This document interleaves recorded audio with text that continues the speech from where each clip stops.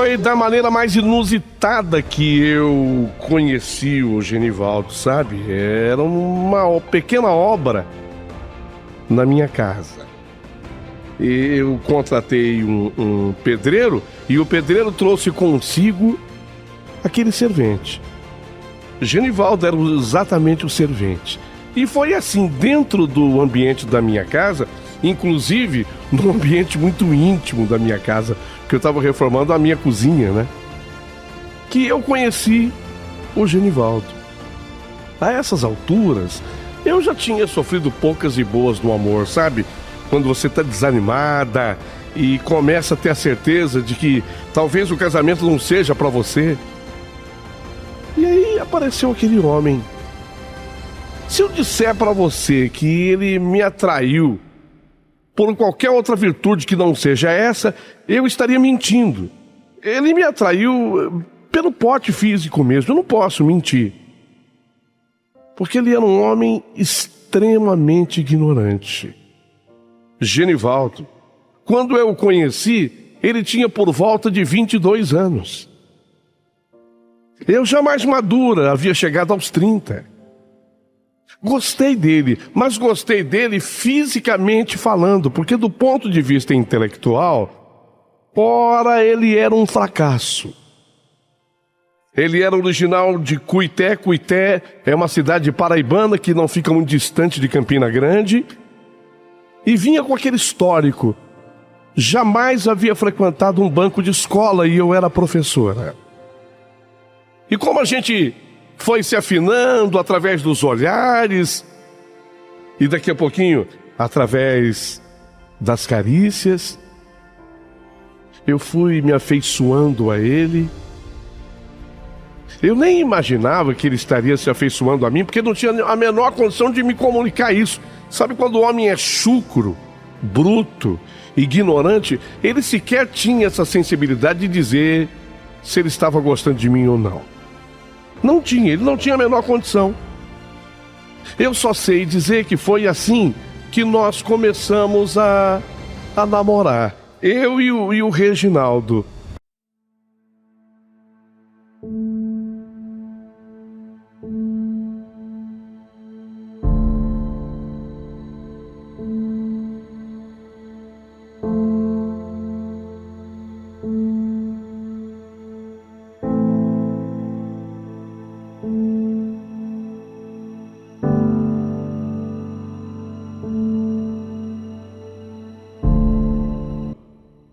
E vendo o Reginaldo daquela forma, eu pensava comigo, meu Deus, como é que vou fazer se as coisas se acertarem entre mim e ele? Como é que eu vou fazer? Afinal de contas, como é que ele vai frequentar a minha roda de amigos?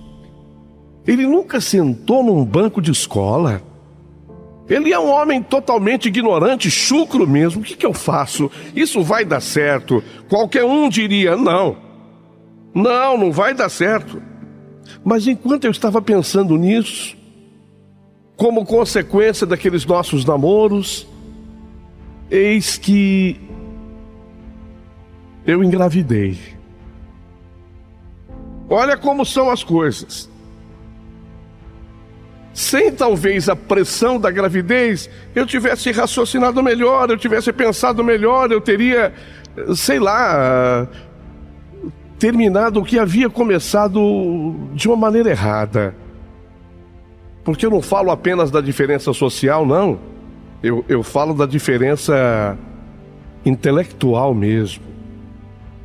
Eu, uma professora, e ele sequer havia frequentado um banco de escola. Mas agora, quando eu me vejo grávida, eu sou obrigada a pensar numa outra alternativa. A essas alturas, ele já estava ficando na minha casa.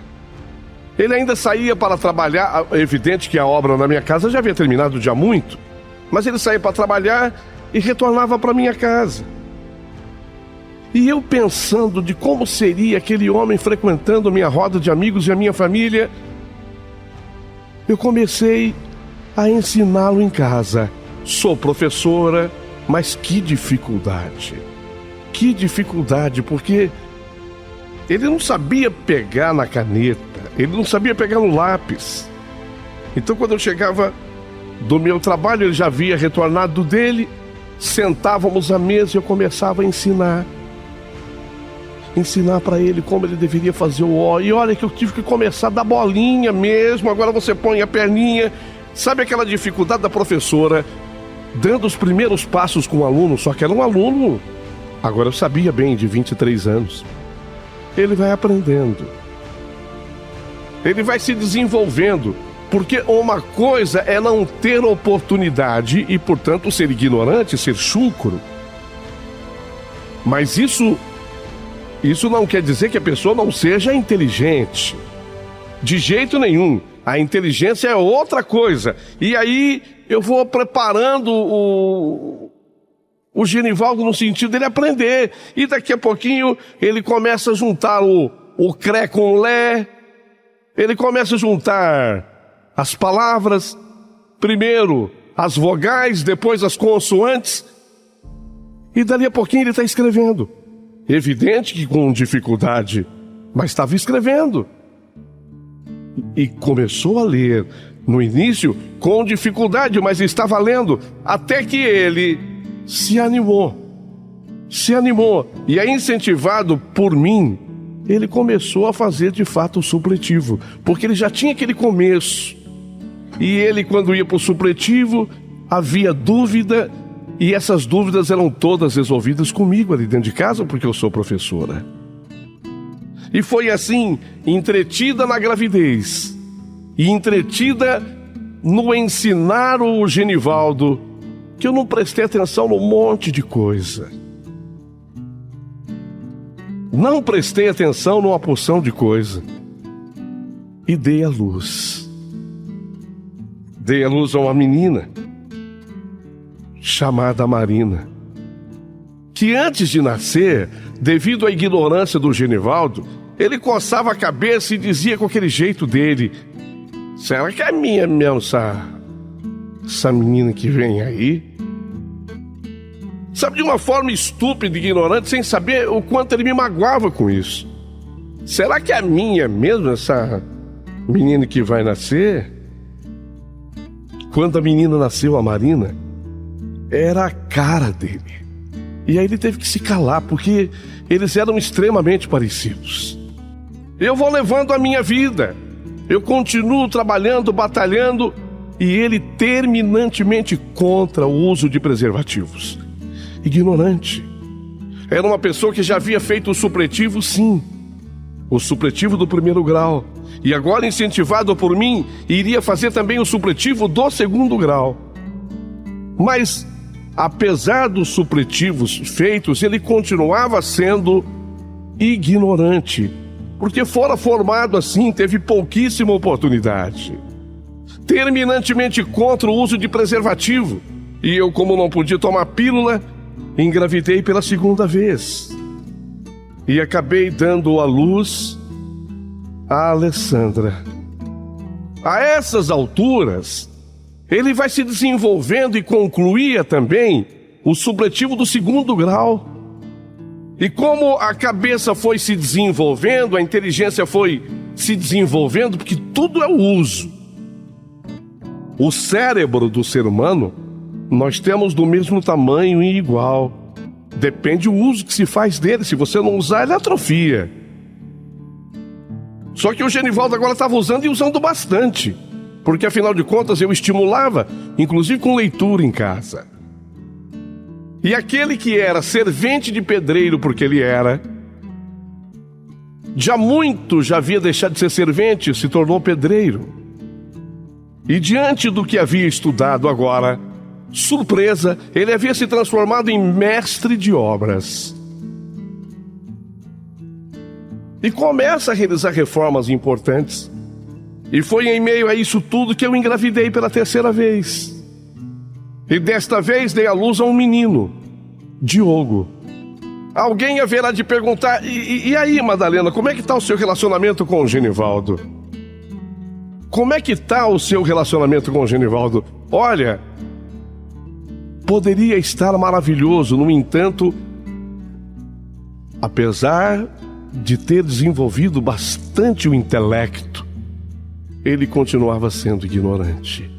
E na sua ignorância, eu comecei a descobrir que agora, na função de mestre de obras, ganhando mais, ganhando muito melhor do que quando me conhecera, eu comecei a descobrir que ele tinha casos fora do casamento.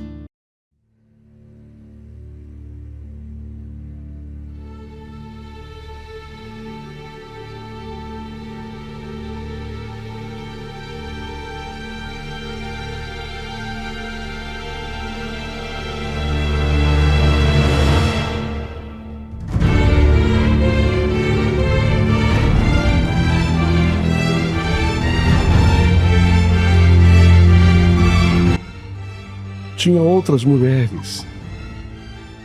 E evidente, eu não havia sido educada para isso, para aceitar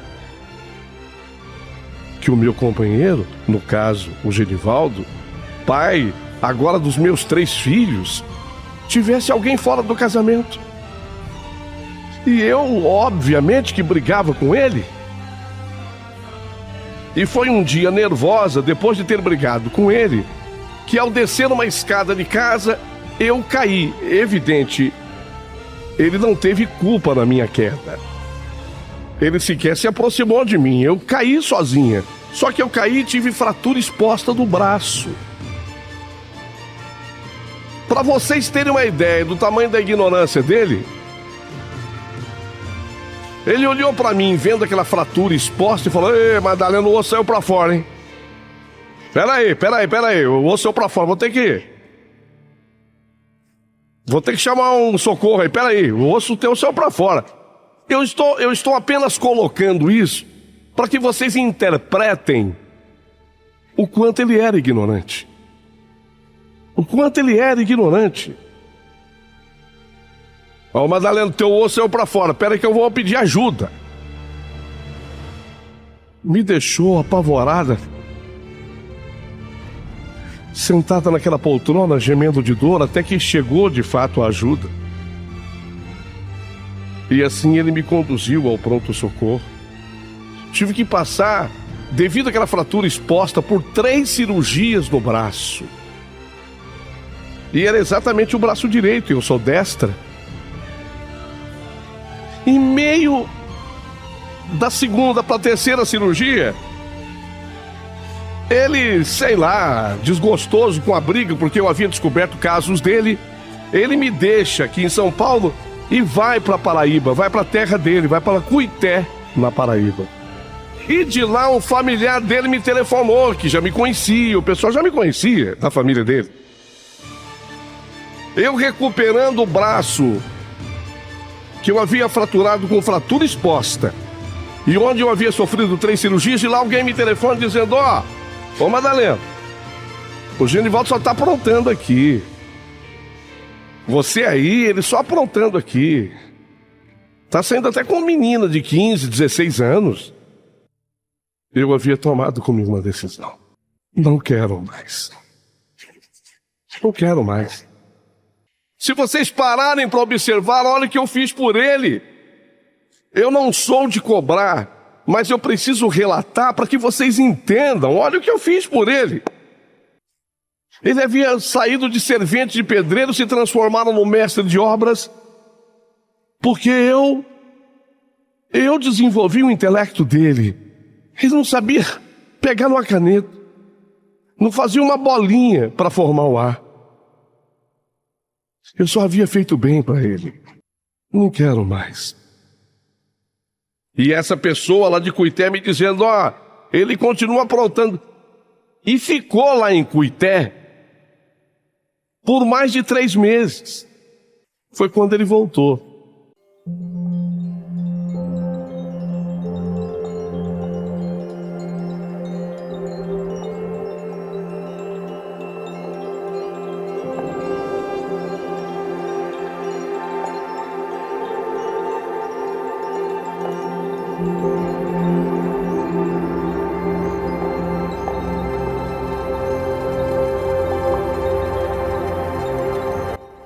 E eu, decidida, disse a ele: chega, Genivaldo, não quero mais. Ó, depois você não me acusa que sou eu que tô te deixando, tá? Não vou te acusar. Depois você não me acusa que sou eu que tô te deixando. Ó, é você que não quer. Não vou te acusar. Embora eu estivesse sofrendo, embora meu coração estivesse apertado, eu tomei aquela decisão, não quero mais. Era um homem que tinha mulheres em São Paulo, é um homem que foi para Cuité quando eu mais precisava dele, aprontou por lá, isso dito por parentes dele. Não quero mais. A vida seguiu. Ele continuou fazendo as obras. Mestre de obras. De vez em quando ele vinha à nossa casa ver as crianças. E em todas as vezes que ele vinha, ele, com aquele jeito estúpido de ser, porque ele tinha um jeito estúpido de ser, ele falava: eu quero voltar para cá, mas você não quer, né? Ele, ao mesmo tempo em que fazia proposta, ele dava resposta. Eu queria voltar aqui para dentro de casa, ficar perto de você, das crianças, mas você não quer, né? Não, chega. Chega, Genivaldo, eu já sofri demais. O que eu fiz por você. Nesse meio tempo, numa obra que ele executava aqui na Grande São Paulo, mais precisamente na região de Osasco, ele trabalhava numa grande obra lá como mestre de obras, ganhando bem inclusive.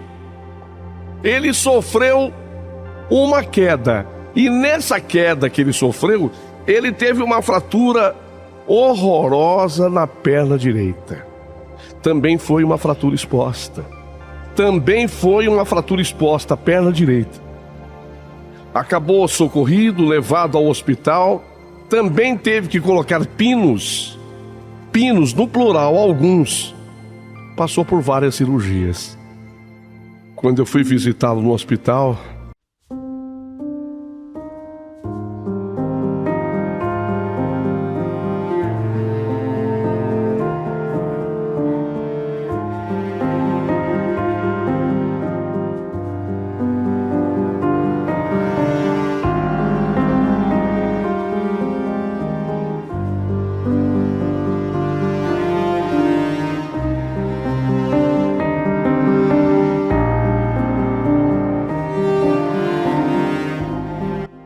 Madalena.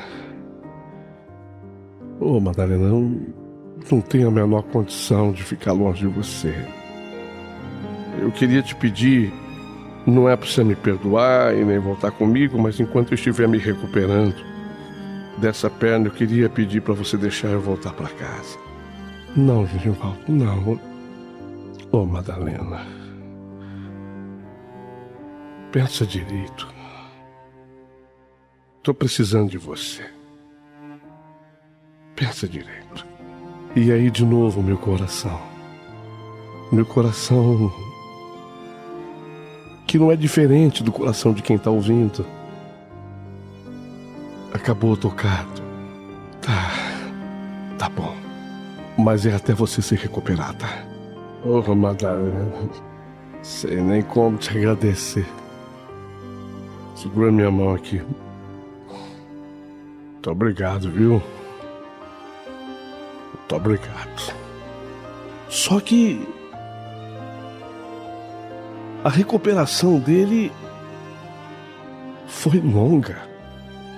Sabe quando se coloca no quarto aquele trapézio, porque a perna tinha que ficar para cima? Se colocou no quarto aquele trapézio onde a perna dele ficava para cima e só numa posição. E eu tinha que me desdobrar, porque eu continuava sendo professora, para cuidar, para dar remédio na hora certa, a comida na hora certa. O tempo de recuperação foi se estendendo.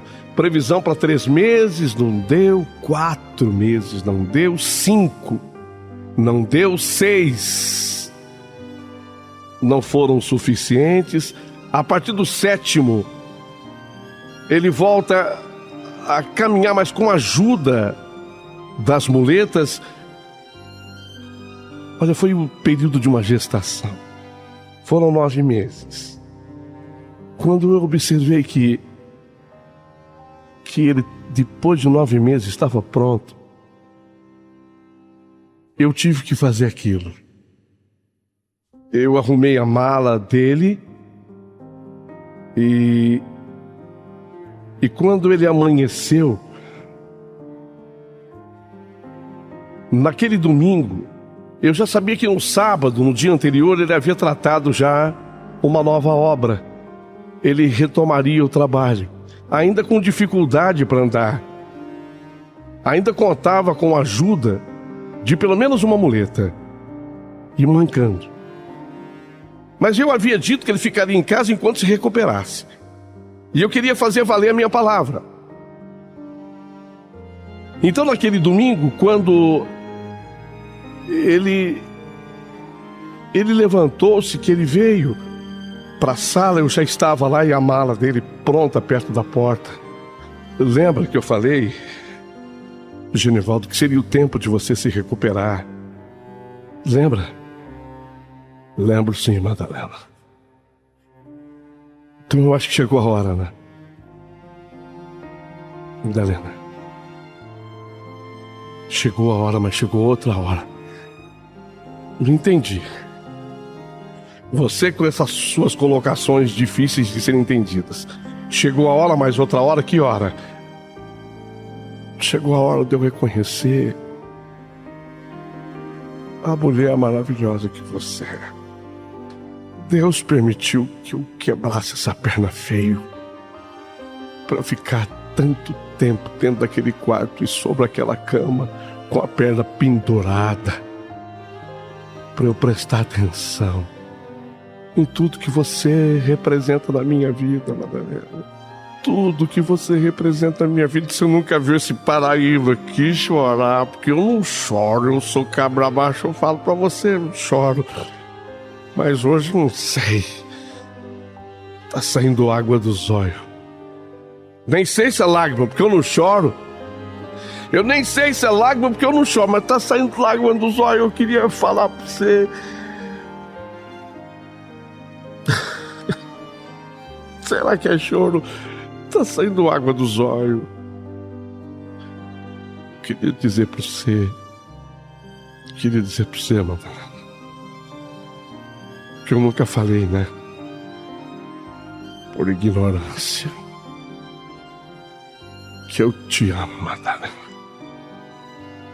Eu te amo. E meu lugar é aqui com você. Junto aos nossos filhos. Meu lugar é aqui com você. Não deixa eu ir embora, não. Não deixa eu ir embora, não. Porque do jeito que eu tô, se eu sair por aquela porta fora, eu nem sei pra onde vou. Eu acho que eu não volto nunca mais. Deixa eu sair, não. E tudo terminou num abraço.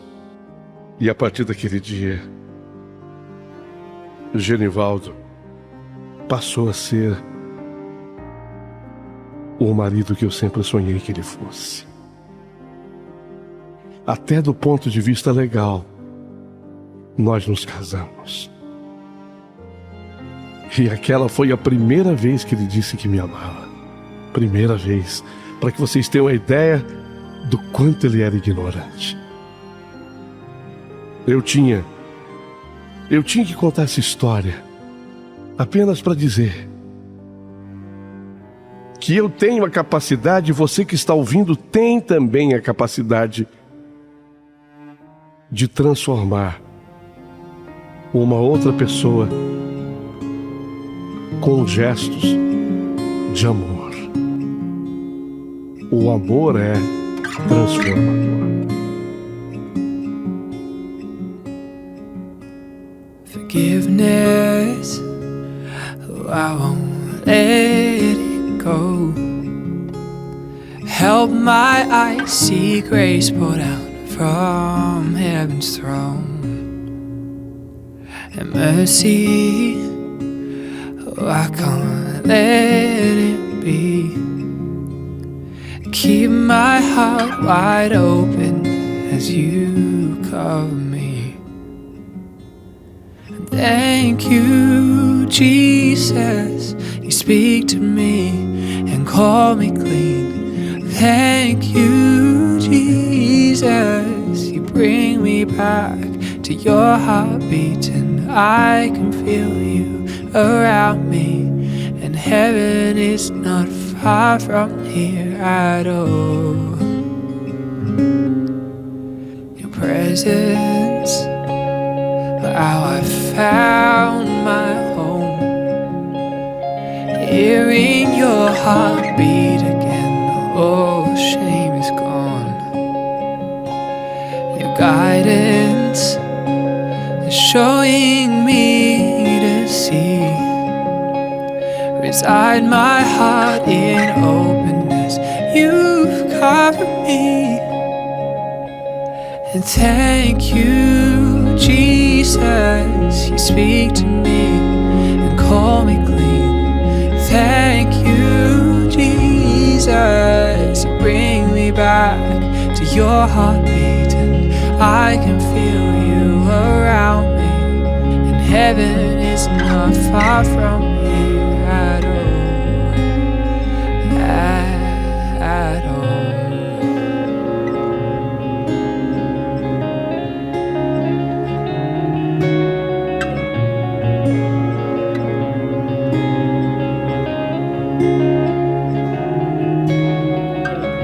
In every season, you have brought me back home, and you surround me. Forgiven, I am not alone.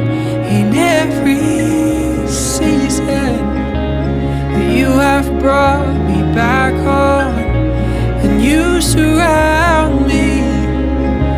Forgiven, I am not alone. Oh, how I feel you around me.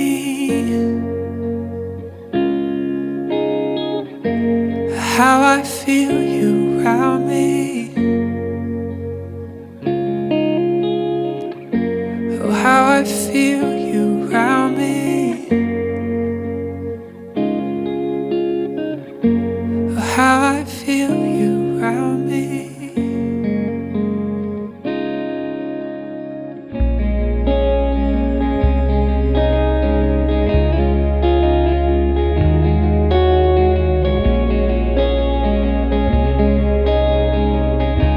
Forgiven, I am not alone.